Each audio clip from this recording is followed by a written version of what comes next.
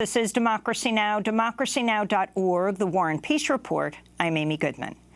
Leaders in Israel and Gaza have reportedly reached a ceasefire agreement after an intense 3 days of fighting that left 25 Palestinians and 4 Israelis dead. Palestinian authorities said the dead in Gaza included 2 pregnant women, a 14-month-old girl and a 12-year-old boy. The latest round of violence began on Friday. According to the Washington Post, Israeli forces shot dead 2 Palestinian protesters taking part in the weekly Great March of Return, which began 13 months ago. Palestinians then reportedly shot and wounded 2 Israeli soldiers near the border. In response, Israel carried out an airstrike on a refugee camp, killing 2 Palestinian militants. The heaviest combat took place Saturday and Sunday as militants in Gaza fired about 700 rockets into Israel, while Israel launched airstrikes on over 350 targets inside Gaza. The weekend has been described as the heaviest combat in the region since the 2014 Israeli assault on Gaza. Residents there fear the ceasefire will not last.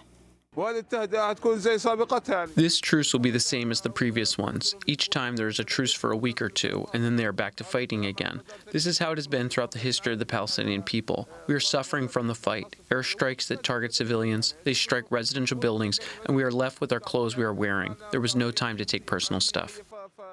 The violence comes at a time when Israel is facing accusations it's reneged on an agreement to ease the devastating 12-year blockade on Gaza.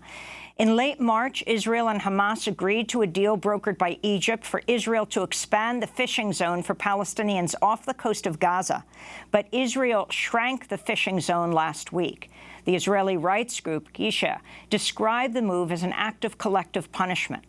To talk about the crisis in Gaza, we go to Gaza City, where we're joined by Raji Sourani, an award-winning human rights lawyer. He's the director of the Palestinian Center for Human Rights in Gaza and a member of the executive board of the International Federation for Human Rights. He received the Robert F. Kennedy Human Rights Award in 1991. He was also twice named an Amnesty International Prisoner of Conscience. I know there will be a delay between my questions and Raji Sourani's response, so I hope folks will bear with us as he speaks to us from Gaza City, where a ceasefire has just gone into effect, which allowed Raji Sourani to even make it to the studio. Raji Sourani, welcome to Democracy Now! Can you describe this latest escalation of violence, what you understand took place? Thank you being with you. And yes, situation in Gaza in the last 3 days was rather mission impossible to move anywhere in Gaza, and it was no single place is safe haven in Gaza. The Israelis bombed everywhere, from south to north, and basically, and as usual, in the eye of the storm were the civilians and the civilian targets. That's why the situation was very tense, and of course, resistance in Gaza, retaliated with hundreds of rockets against Israel. And can you explain, when Israel says that it hit 350 military targets, what those targets are? That's nonsense, because bunch of Hamas and Jihad activists who has been killed, by the Israelis. The rest, the overwhelming majority of those who has been killed or injured are entirely civilian people, including 2 pregnant women, children, and many other civilians. There is entire family in northern part of Gaza erased. They don't exist anymore. Father, mother, and their children. Same thing happened in the middle area. So basically, Israel knocked down, many of towers in Gaza, where it's entirely, residential areas for very, very ordinary people. And that's why there is hundreds, if not thousands of people are in the street right now after their towers and apartments has been destroyed. Gaza, one of the most heavily populated area on earth, the density of population incredible. And Israel was like elephant in the garden, bombing, shooting everywhere. On Sunday evening, President Trump tweeted, once again, Israel faces a barrage of deadly rocket attacks by terrorist groups Hamas and Islamic Jihad. We support Israel 100% in its defense of its civilians, he said. Trump continued, to the Gazan people, these terrorist attacks against Israel will bring you nothing but more misery. End the violence and work towards peace. It can happen. Raji Sourani, your response. Well, I think President Trump is the last one who should speak about peace and who should speak about terrorism. And I think what he's doing against Palestinian people, against Palestinian cause, against international law, international humanitarian law, is evil and unacceptable by all meanings and standards. I don't want to dig deep into history. I don't want to go back to a year ago when he promised Israel of having Jerusalem as its capital, which is totally illegal and unacceptable by not Palestinians, by international community and by international law. When his security advisor threatened the International Criminal Court prosecutors and judges, and they gave a promise that they will hold accountable any of them who take any decisions against U.S. or Israel for the war crimes they are doing, and he expired their visas and promised to freeze their accounts and take even further procedure against them. He's not the one who can talk about terrorism. He is doing effectively rule of jungle, not the rule of law. And if he's talking precisely about Gaza and what had happened here, Israel do war crimes, crimes against humanity for the last 20 years or so. They are doing it on the daylight. It's not we, the Palestinians, who are saying that. It's the Palestinian, Israeli, international human rights organizations, and it's the UN bodies, including Human Rights Council and the UN Commission of Inquiries, who says Israel do war crimes, and they are safe, and they are doing it once and again because they feel they are immune. Israel and its leaders feeling fully immune because the American administration, especially Trump administration, provide them with full legal political immunities. They have a free hand. They are doing these things in the daylight. They practice rule of jungle, and they are not held accountable at all. On Sunday, Congressmember Ilhan Omar tweeted, how many more protesters must be shot, rockets must be fired, and little kids must be killed until the endless cycle of violence ends? The status quo of occupation and humanitarian crisis in Gaza is unsustainable. Only real justice can bring about security and lasting peace, said Congressmember Ilhan Omar. Republican Congresswoman Liz Cheney of Wyoming, the daughter of the former Vice President Dick Cheney, attacked Omar, tweeting back, quote, 1, Hamas controls Gaza. 2, Hamas is firing rockets at civilians in Israel. 3, Representative Ilhan Omar is defending Hamas. Real question is, how many times will Omar rush to the defense of terrorists? Raji Sourani, can you talk about the role of Islamic Jihad and Hamas, and also the Great March of Return that has gone on for more than a year, every Friday after prayers? Almost a month ago, the Commission of Inquiry, which was formed by the UN Human Rights Council, concluded its report, and they said in a clear-cut, in unequivocal way, Palestinians do have the right of freedom of expression. Palestinians do have the right to have their demonstrations. Nobody have the right to tell them where to do it, whether in the border or in Gaza. These demonstrations for 1 full year in 5 designated areas provided for these peaceful demonstrations were entirely peaceful, and no evidence whatsoever after full thorough investigation by the Commission of Inquiry showed that there was any level of violence has been practiced. Not a single Israeli soldier life has been threatened, and no Israeli soldier was injured or killed in these 5 designated areas where peaceful demonstration took place.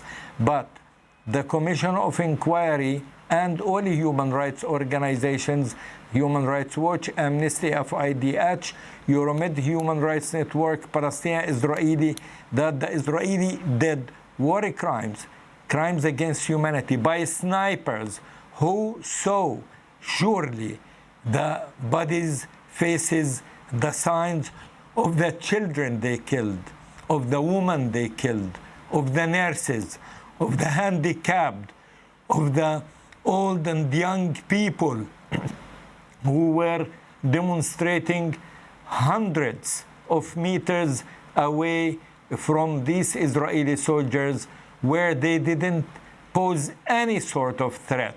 So Israel wanted this. Israel wanted to kill and shoot it. Children, nurses, women, the civilians who demonstrated for 1 year almost to say one thing: we cannot tolerate this criminal, illegal, inhuman siege, which considered by international law, by international humanitarian law, by Geneva Conventions, and by the International Court, Criminal Court.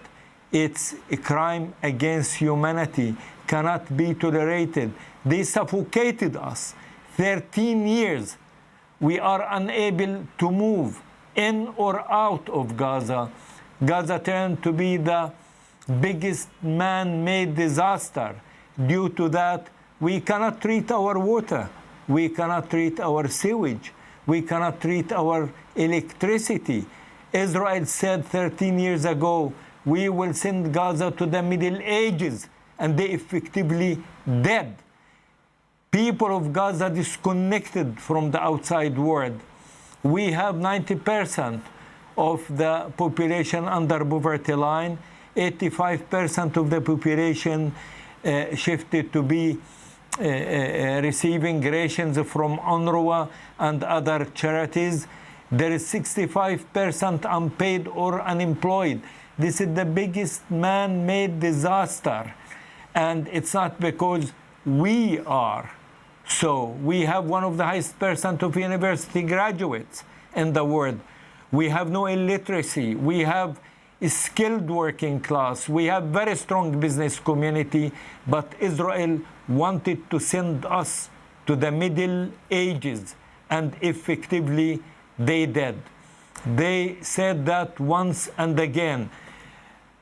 Hamas and Jehad Islamic, they are part of us, part of the Palestinian political spectrum. They are part of the resistance against the occupation. After 70 years of Nakba, more than 50 years of occupation, and 25 years of Oslo Accords, nobody talking about end of the occupation. Occupation, a crime of aggression. And the Israeli occupation is not holy. This is a crime and should end. Palestinians deserve dignity and freedom.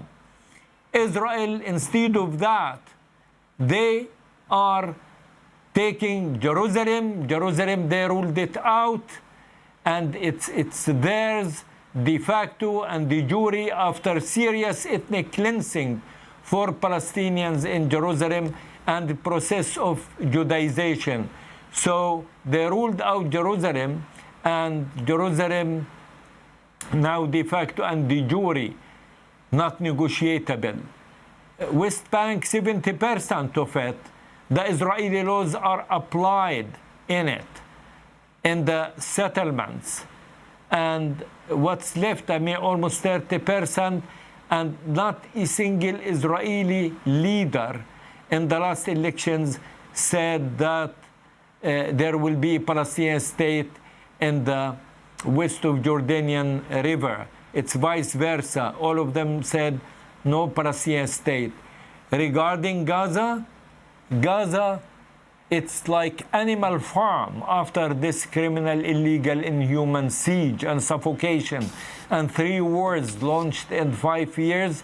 And after all these measures against the Palestinian civilians, the Palestinian civilians, they are in the eye of the storm, and they are the target by Israel.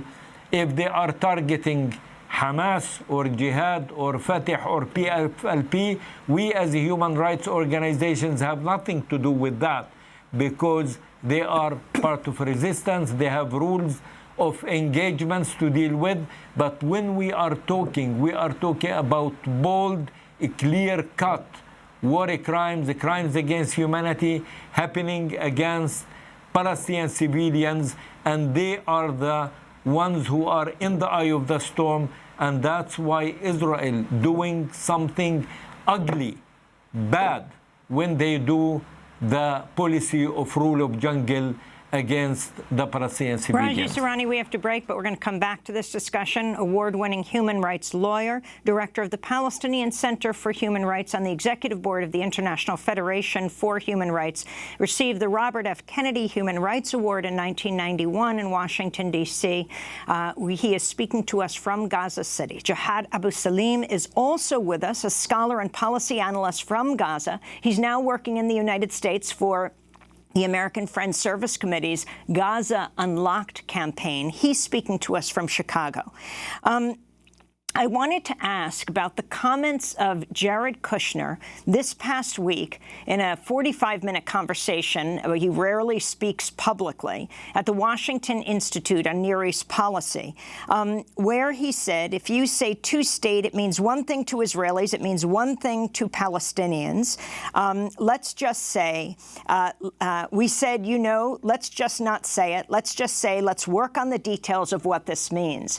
What he's talking about is supposedly the Trump administration is releasing a peace plan at the end of Ramadan, which begins on Monday. Jehad Abusalim, have you been following this conversation, what this peace plan looks like, and your response to what's taken place in Gaza over the last few days? Mr. Kushner's peace plan is going to be nothing but an affirmation and formalization of the status quo and of the reality that exists on the ground right now.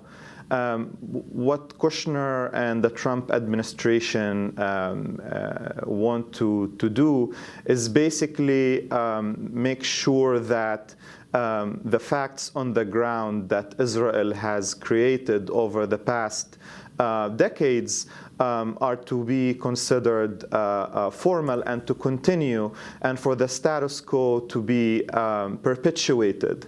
And for Palestinians, this will not change things, because Palestinians already experience these conditions on a daily basis. For Palestinians in the West Bank, they deal on a daily basis with the settlement enterprise, which has been expanding continuously, non-stop, seizing Palestinian land and turning Palestinian cities, towns, and villages into open-air prisons surrounded by walls, checkpoints, and fences. And in the Gaza Strip, the blockade will continue, rendering the lives of more than 2 million people into a living hell. These policies, these facts that were created on the ground will continue with Kushner's peace plan or without it, because these are realities that Palestinians experience on a daily basis. And what's happening in the Gaza Strip is inseparable from this non-stop system of violence that has been targeting Palestinian lives and perpetuating their suffering and pain. I joined your show almost a month ago to talk about a surge of violence in Gaza and around Gaza.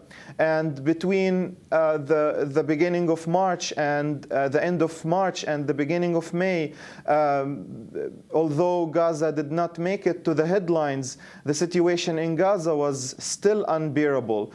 The media only pays attention to what's going on in Gaza only when there is military violence. But for Palestinians in the Gaza Strip, as Mr. Sourani explained earlier, the reality is that they're experiencing violence on a daily basis. Every minute that passes in Gaza is a minute of violence. Every moment that passes is a moment of violence. When people are deprived of their basic rights, they're unable to travel, to move freely, to secure their basic necessities. This is violence. And the surge of violence that we just witnessed over the past few days is nothing but a manifestation of frustration on the part of Palestinians as they are trying to tell the world that their suffering and pain shall not go unheard Jehad, of. I want to bring back Raji one more time because we'll lose him on the broadcast satellite. Raji Sourani, the Middle East Regional Director for Save the Children, Jeremy Stoner, has said we may have entered the most serious stage in this crisis since the 2014 Gaza war. You've suggested these attacks are even worse than what happened in 2014 during the so-called Operation Protective Edge. Your final comments on what you think needs to happen now. Well, what we need, not a big thing, basic, fundamental thing. I mean, all what we want, freedom of movement for goods and individuals. Is that too much? Freedom of goods and for movement of goods and individuals between Gaza and the West Bank and between Gaza, West Bank and the outside world. That's all what we need. We are the stones of the valley. We have been here ever, and we will continue here forever. And I'm not worried about our fate, about our destiny. We will not give up, and we have no right to give up. We have just fair and right cause. We know that there is total imbalance in power between us and Israel, between us and Israel and its ally. But we know we are in the right side of history, and we know we have just fair right cause. We know that tomorrow is ours, irrelevant of the status quo and what's going on at this time of the history. We will continue having our moral, legal, ethical superiority on a criminal occupation who do war crime on the daylight against, very unfortunately, civilians, civilian people. They didn't conclude lesson of history. They didn't understand even what they happened with them in the Second World War. And we turned to be the victims of the victim. International law, international humanitarian law, and the human rights, it's not something invented by the Palestinians. We didn't invent the ICC. This is the creme de la creme of the human experience. We have rightly the right to use it and to use its protection for us. All what we need, rule of law, not a rule of jungle. Israel is practicing against Palestinian people. Raji Sourani, That's we what we want. We want to thank you so much. We want a protection for civilians. For being with us from Gaza City, the Palestinian Center for Human Rights there in Gaza. And Jehad Abusalim, Ramadan begins today. Do you expect this ceasefire to hold? And what is your message to the U.S. Congress as you live here now?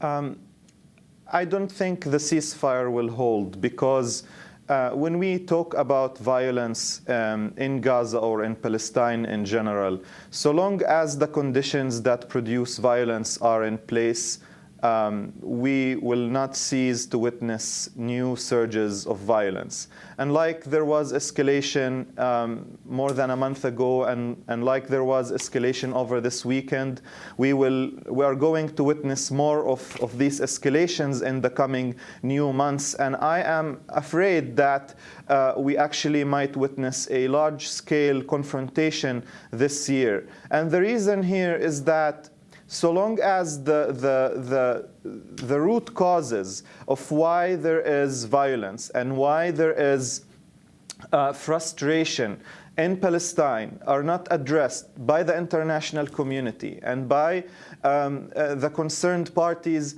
there will never be a situation where calm and quiet and peace will be the rule and not the exception.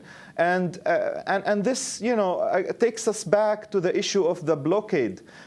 When there is a ceasefire in Gaza, and this has been the experience of people over the past months and years, even when there is a ceasefire, the blockade does not cease to affect people's lives on a daily basis. I mean, like I mentioned earlier, the fact that military confrontation is put to an end temporarily, that does not necessarily mean that people's lives improve in Gaza. We're still dealing with unemployment. We're still dealing with collective trauma as a result of these large-scale bombardment campaigns. We're still dealing with people's inability to have their basic rights, such as freedom of movement, electricity, water, and so on. So unfortunately, the current political formulas that are put in place, mainly by the US administration, do everything but addressing the root causes of why there is injustice in Palestine.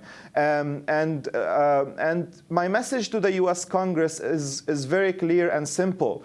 Palestinians deserve to live in dignity. Palestinians deserve to have life like any ordinary people in the world. And it's unfair that the world continues to watch, and as Palestinians in the Gaza Strip suffer under this illegal form of collective punishment that is the Israeli blockade, and Palestinians in the West Bank continue to suffer on a daily basis on checkpoints.